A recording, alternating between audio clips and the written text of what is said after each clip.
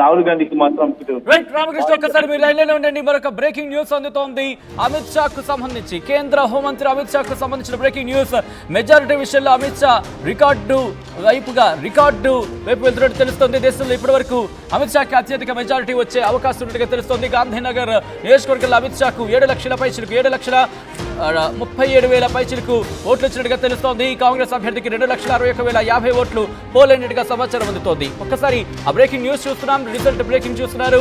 Majority విషయంలో Amit Shah record సృష్టించబోతున్నారు అంటే అవుననే మాట వినిపిస్తోంది. దేశంలో ఇప్పటి వరకు షాకి అత్యధిక మెజారిటీ ఉండబోతోంది. గాంధీనగర్ నియోజకవర్గంలో అమిత్ షాకు 7,37,357 ఓట్ల మెజారిటీ వచ్చినట్టుగా తెలుస్తోంది. అమిత్ షాకు మొత్తం 9,98,407 ఓట్లు పోలయ్యాయి. కాంగ్రెస్ అభ్యర్థికి 2,61,50 ఓట్లు పోలయ్యాయి. ఇక రిజల్ట్ కి సంబంధించిన బ్రేకింగ్ న్యూస్ చూస్తున్నారు. ఈ నేపథ్యంలో అక్కడ రికార్డు దిశగా అమిత్ షా వెళ్తున్నట్టుగా తెలుస్తోంది. అప్డేట్స్ చేసుకుందాం. మా ప్రతినిధి రామకృష్ణ అప్డేట్స్ అందించేందుకు లైవ్ లో కంటిన్యూ అవుతున్నారు.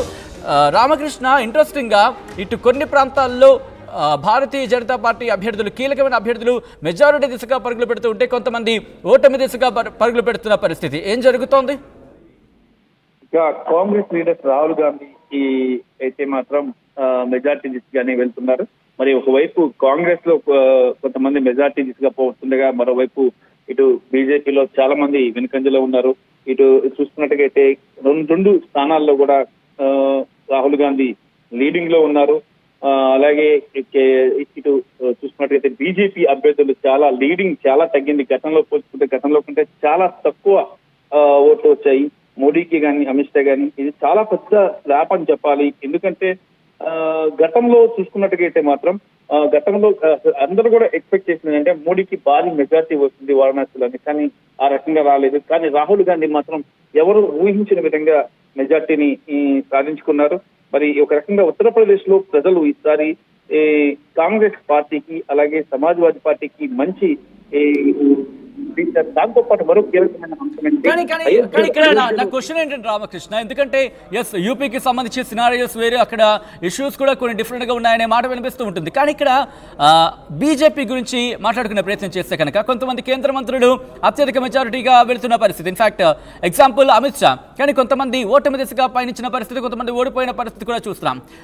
బీజేపీలో ఎటువంటి డిస్కషన్ జరుగుతోంది దీనికి సంబంధించి? అయితే వాళ్ళు బీజేపీ యూపీ మీద చాలా ఆశలు పెట్టుకున్నారు, కానీ యూపీలోనే దెబ్బతీసింది, పెద్ద స్నాప్ వచ్చింది. ముఖ్యంగా అయోధ్యలో అసలు బీజేపీ క్యాండిడేట్ ఓడిపోవటం అంటే అసలు ఫైజాబాద్ లో అది చాలా చాలా పెద్ద మిస్టేక్ అని చెప్పేసి అది చాలా ఊహించని దెబ్బ అని చెప్పాలి. మరి ఇంకా అయోధ్య రామ మందిరము, అయోధ్య హిందుత్వము, వీటన్నిటిని బేస్ చేసుకొని మోడీ ముందుకు వెళ్ళినప్పటికీ కూడా అక్కడ ప్రజలు చూసుకున్నట్టుగా అయోధ్యలోనే బీజేపీ అభ్యర్థి 4 లక్షల ఓట్ల తేడాతో అయోధ్యలో ఓడిపోవడం. అలాగే రాయబరేలీలో సీటు కూడా చూసుకున్నట్టుగైతే గత రాహుల్ గాంధీ 4 లక్షల ఓట్లు మార్జిన్ ఆయనది గెలుపొందడం అంటే మామూలు విషయం కాదు. 4 లక్షల ఓట్లు రాహుల్ గాంధీ గెలుపొందారు ఇక్కడ నుంచి, రాయబరేలీ నుంచి. మరి అలాగే వయనాడ్ నుంచి కూడా దాదాపుగా 6 లక్షల పైచిలకు ఓట్లు వచ్చాయి. మరి ఈ కాంగ్రెస్ గ్రాఫ్ అయితే యూపీలో బాగా పెరిగింది, బీజేపీ గ్రాఫ్ క్రమేపీ పడిపోయింది. 2 రాష్ట్రాల్లో చూసుకున్నట్టుగైతే రాజస్థాన్, యూపీలో ఇక్కడ కాంగ్రెస్ బీజేపీ చేసిన అనేక తప్పిదాలు, ముఖ్యంగా రాజ్పూట్ల విషయంలో కానీ, రాజ్పూట్లను చిన్న చూపులు చూడటం, వాళ్ళకి సరైన ప్రాధాన్యత ఇవ్వకపోవటమే పెద్ద డ్రాబ్యాక్ గా అని చెప్పొచ్చు. మరి యూపీలో కూడా కొన్ని సామాజిక వర్గాలను దూరం పెట్టిన నేపథ్యంలోనే ఈ పరాభవాన్ని చవి చూడాల్సి వచ్చిందని చెప్పేసి కూడా విశ్లేషకులు చెప్తున్నారు. ఏదైనా సరే ఈసారి ఎలక్షనీరింగ్ లో చాలా బ్లండర్ మిస్టేక్స్ బీజేపీ చేసింది. ఆ మిస్టేక్స్ ఈ రోజు బీజేపీ 400 సీట్లు టార్గెట్ గా పెట్టుకున్నప్పటికీ కూడా సచిన్ వాటిని సాధించలేకపోయింది, డౌన్ కిందకి పడిపోయిందని చెప్పొచ్చు.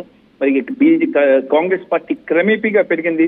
అదే కాంగ్రెస్ పార్టీ కూడా ఇక్కడ బ్లండర్ మిస్టేక్స్ చేస్తుంటే దాదాపు 543 సీట్లు ఉండగా ఎప్పుడు కూడా కాంగ్రెస్ 400 సీట్లు కంటెస్ట్ చేసే కాంగ్రెస్ ఈసారి కేవలం 250కే పరిమితం కావడం కూడా కాంగ్రెస్ పార్టీ వెనకడ్డలోకి రావడానికి కారణం అని చెప్పొచ్చు.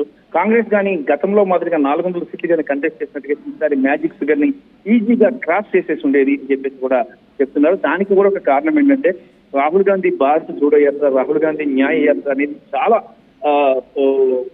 ఎక్కువ ప్రభావం చూపించాయి ఈసారి అని చెప్పేసి చెప్తున్నారు. ఈ నేపథ్యంలోనే రాహుల్ గాంధీ ఈ రకంగా కాంగ్రెస్ పార్టీ అలాగే ఇండియా అలయన్స్ ఈ ఎక్కువ సీట్లు గెలుపొందడానికి కారణం అని చెప్పి చెప్పొచ్చు.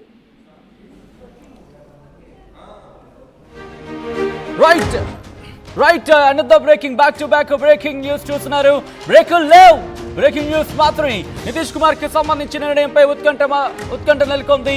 పూర్తి ఫలితాల తర్వాత నిర్ణయం చెప్తా అన్నారు నితీష్ కుమార్. రేపు ఎన్డీఏ భేటీకి మిత్రపక్షాలకు అమిత్ షా పిలుపునిచ్చారు.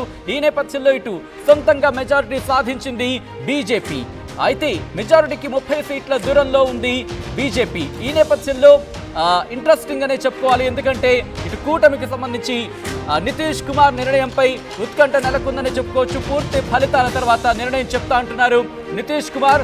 రేపు ఎన్డీఏ భేటీకి మిత్రపక్షాలకు అమిత్ షా పిలుపునిచ్చారు. సొంతంగా మెజారిటీ సాధించలేదు బీజేపీ. అవును, 295కి సంబంధించి 30 సీట్ల దూరంలో, అంటే 272కి సంబంధించి 30 సీట్ల దూరంలో